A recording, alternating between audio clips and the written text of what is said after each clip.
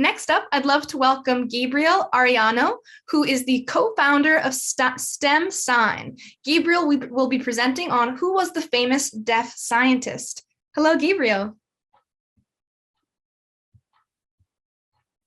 Yes, hello. Are we ready? Can I get started? We're ready, thank you. Thank you. So I'm so happy to be here. My sign name is like this. It's a G on the back of the hand. I really wanted to just acknowledge that, well, I'm here in Texas, but I was born in New Mexico. So that's where my sign name came from, that the land, the G on the back of the hand. Anyway, famous deaf scientist, who would this be? So I'm here to tell you all about this famous scientist. Maybe about 50% of the deaf people around the world would even know who this is.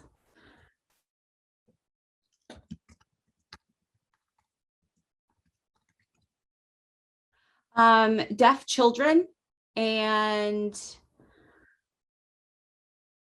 different people all over are looking at this deaf scientist.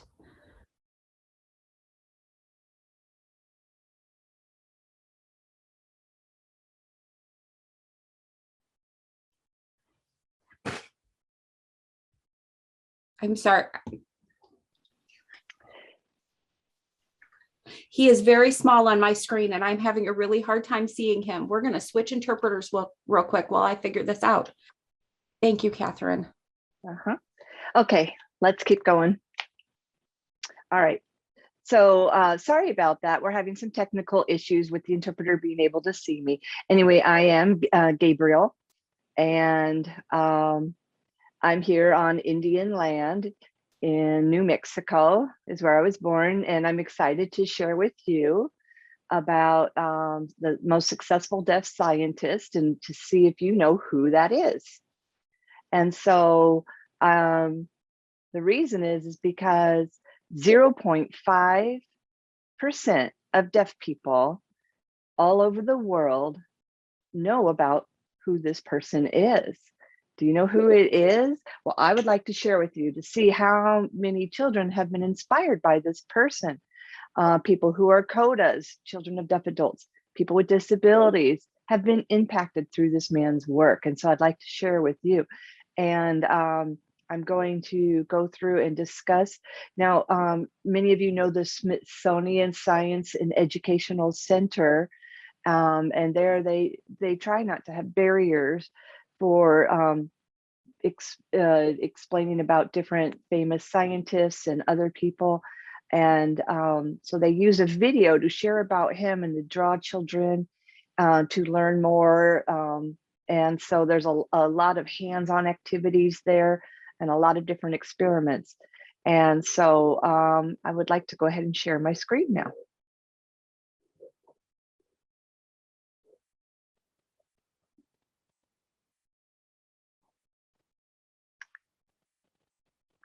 There we go. All right, so now we're going to be talking about who is the most famous deaf scientist.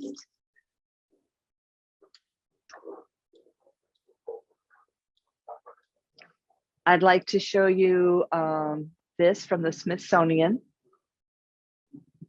Educational and Science and Ed Center. And the committee and advisor, our goal is to have no barriers. So we try to practice universal design where we have no barriers so that everyone could get involved with. And this kind of education and this project here will help people in the community so that they can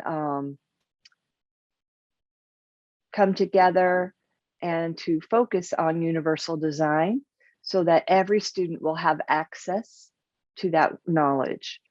So here, I'd like to present and show you a video which has captions. Oh, just by the way, here's what I would like to share with you today, the different things and the video I'd like to show with you to talk about this discovery of chloroform and the famous deaf scientist. So I'm going to show the video right now called Chloroform, the discovery of chloroform. And then after that, I'll do a little bit more discussion. And then we're going to be talking about the famous deaf scientist.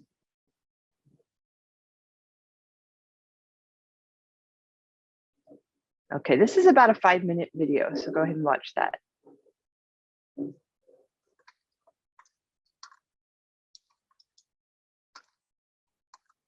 It's not playing. Let's see if I can get it to play from here.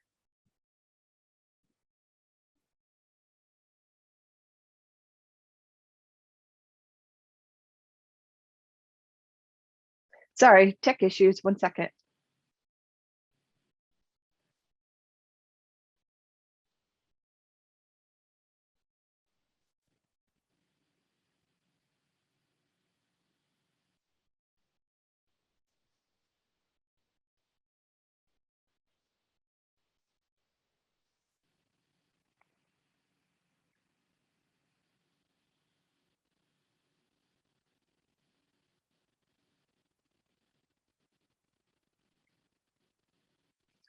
One moment, I'm trying to get this video to work for you.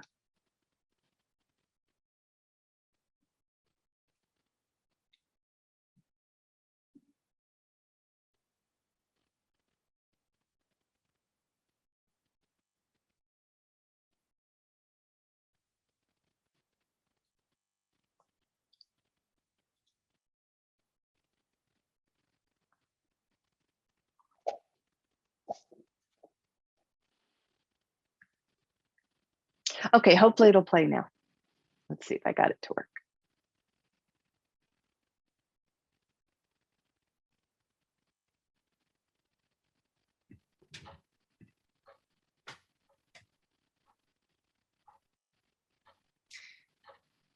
Can you try clicking on the present button in the top right hand corner? Okay. And then seeing if you can click on it from there.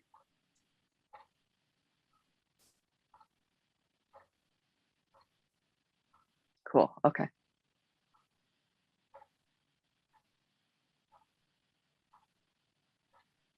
There we go. Wait, let me just try to reshare. Sure, no problem.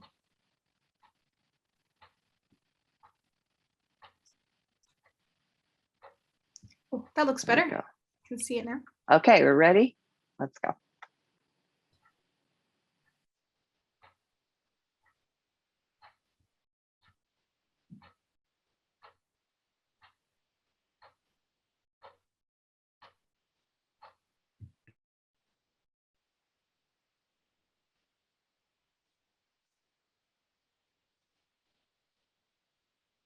Do you want my video up?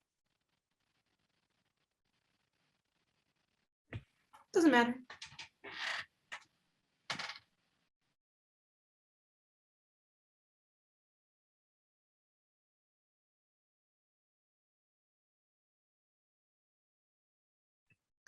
So I'll read these captions aloud. The world praises the man who invented sleep. Also, the world honors the doctor who invented anesthesia, which causes unconsciousness, stopping pain, which can during a tooth extraction or leg amputation or surgery. One dark, windy night in Scotland, a poor baker was pacing back and forth in his home. At the same time, his wife was in the next room, about to be a mother. As the man was pacing back and forth, he heard his wife scream in pain. The man was sorry that he could only pace back and forth. After a while, he heard a yell and knew that the baby had come. The parents decided to save money in order to help their son learn and become a doctor so that he can find a way to remove suffering and pain among people. That little boy's name was James young Simpson. He went away to the University of Edinburgh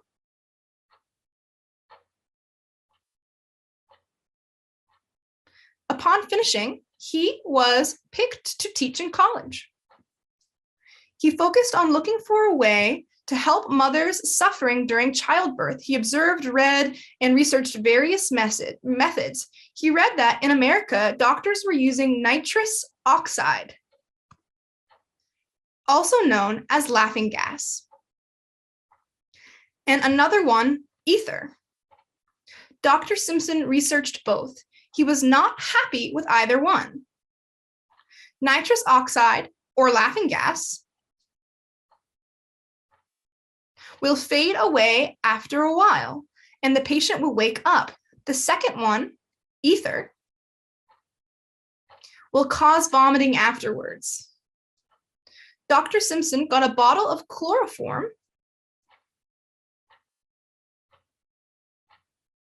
from a friend in Liverpool. He invited two young doctors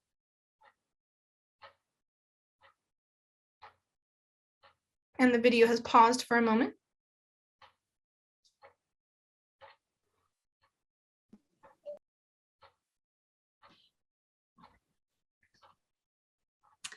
I was looking for the interpreter. Okay. And the other one.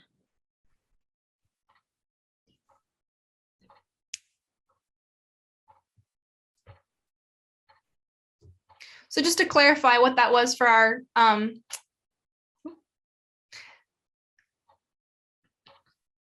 I just wanted to explain what was next, if that's all right. Absolutely. So here's a picture of, from the video, him young and him as an older man. And when people have watched this video, I mean, it broadcasted for years, but he was always dressed very nice, and he's this very prestigious person. But we tend to finger spell so much back then. There wasn't a lot of actual signings for a lot of those science terms. So the signs for the science vocab is more recent. And then over the course of a few years, as more deaf people got more interested in these topics, we've developed more very specialized sign, and it became more supported as far as deaf education and showing these different topics using sign language.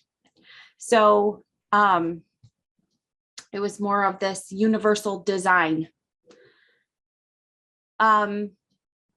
Everyone was more accessible. It was more accessible then for everyone to have science education.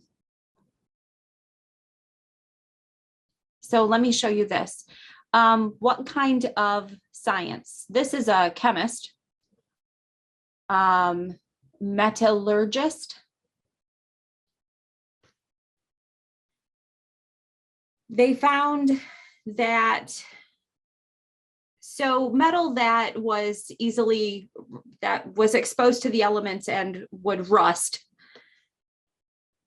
they could use nickel to prevent that rust. They were looking for something that was stronger. So the axle of a vehicle, they didn't want an axle to just bust when you hit a rock or when you're driving and something happens. So they were looking for this incredibly strong, rigid metal. Writers. Back then we had these old typewriters, like in the picture. So if you made a mistake while using a typewriter, you would have to go back and fix that mistake.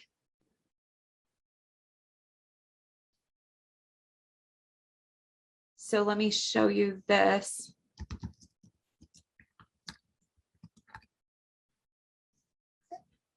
But for deaf people, I mean, this was just a language that was inaccessible. Hold on. I'm sorry. I'm getting ahead of myself. Let me go back here. So after all of that, we are getting, as far as education goes, we're trying to match that kindergarten through third grade age range, and making sure that our kids are fully understanding how like metal contracts, how explosions happen, showing them those different concepts, those different explanations. And the application, the communication, the signing that goes with this just wasn't there yet. So at home, these kids are using all these different signs to come up with all these different conceptual ideas. I mean, that was our heritage, to go and create these signs. So now we are hold on, let me go back just a second. I want to show you something else.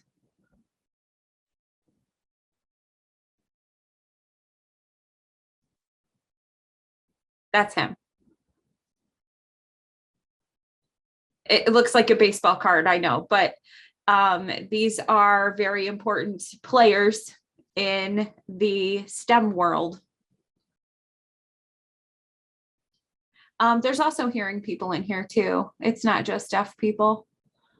If you can see all the different cards, just incredibly intelligent people.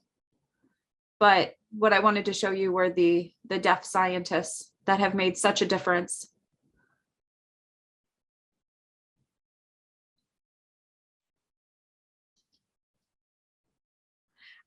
These cards it was a really cool design to do this like baseball cards, but